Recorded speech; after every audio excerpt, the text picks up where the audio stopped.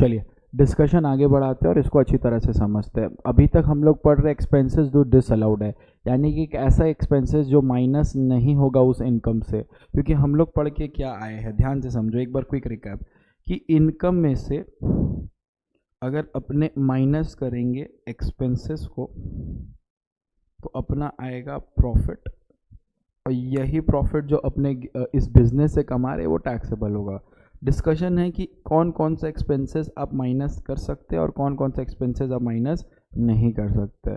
जो आप expenses minus नहीं कर सकते, हम बोल सकते हो पार्ट ऑफ इनकम ही रह गया, और जो एक्सपेंसेस आप माइनस कर सकते हैं यानी कि वो पार्ट ऑफ इनकम से निकल गया। यस और नो? तो ध्यान से समझिए, इसी में अपने एक सेक्शन पढ़े थे पहले ही 40AI, जिसमें आपने ये सीखा था कि अगर आप किसी नॉन रेसिडेंट को पेमेंट कर रहे हैं कोई भी अमाउंट अदर देन सैलरी, क्यों अदर देन सैलरी वहाँ लिखा था? क्योंकि सैलरी का अलग से एक हेड आ चुका है। ये बोल रहा है कि कोई भी पेमेंट, कौन सा सेक्शन 48III, ये बोल रहा है कि कोई भी पेमेंट अगर आप नॉन रेसिडेंट को पे कर रहे हो, नॉन रेसिडेंट को दे रहे हो, बेसिकली नॉन रेसिडेंट को क्या दे रहे हो? सैलरी। इधर नॉन रेसिडेंट को दे रहे हो या आउटसाइड इंडिया दे रहे हो, और उसके लिए टीडीएस काटना था और आपने टीडीएस नहीं काटा। ठीक है, ध्यान से समझिए।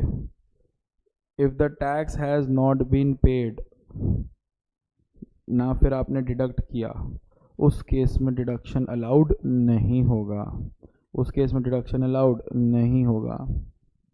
ये देखिए, following are also disallowed under section 40A, ये सब एक्सपेंसेस भी क्या है? डिसअलाउड है। क्या क्या?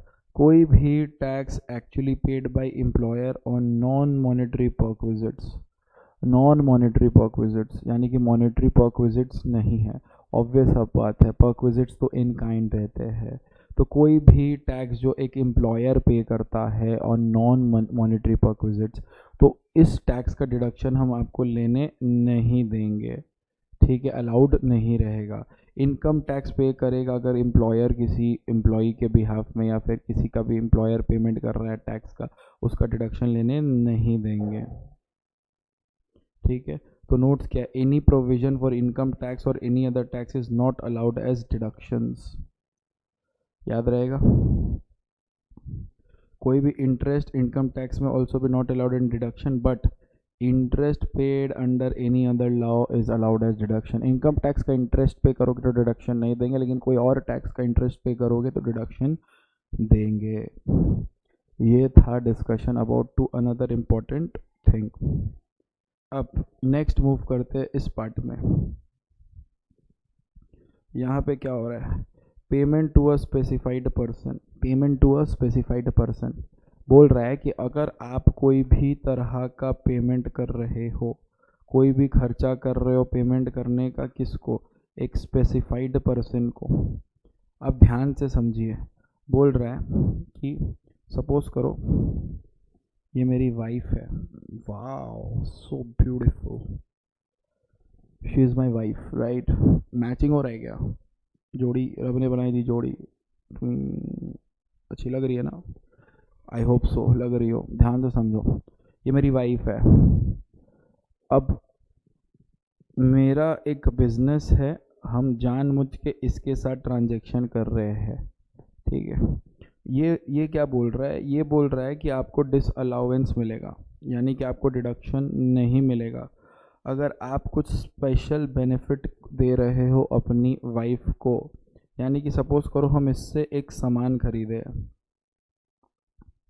कोई गुड्स खरीदे, और हम अपने तरफ से इसको पेमेंट दे रहे हैं 30 लाख का, और इसी गुड्स का फेयर मार्केट वैल्यू गुड्स का जो है वो है 10 लाख का।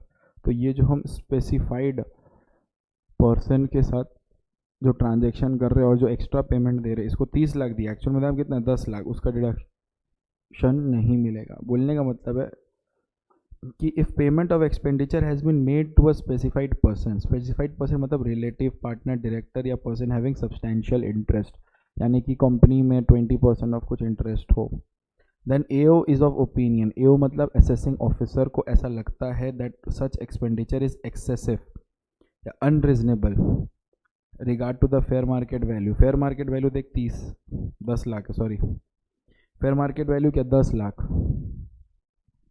है ना, फेयर मार्केट वैल्यू क्या 10 लाख, लेकिन हम अपनी वाइफ से उस प्रोडक्ट को खरीदे 30 लाख, तो ये तो हम फेवर ही कर रहे हैं ना उसी का। हम तो सोचे घर में, घर का ही पैसा है, यहाँ से है वहाँ से है, फेवर ही कर रहे हैं। तो उस केस में then expenditure considered by him to be excessive or unreasonable shall be disallowed, deduction नहीं मिलेगा। यहाँ तक क्लियर हुआ आपको? मिलते हैं नेक्स्ट वीडियो में। Keep learning, thank you so much.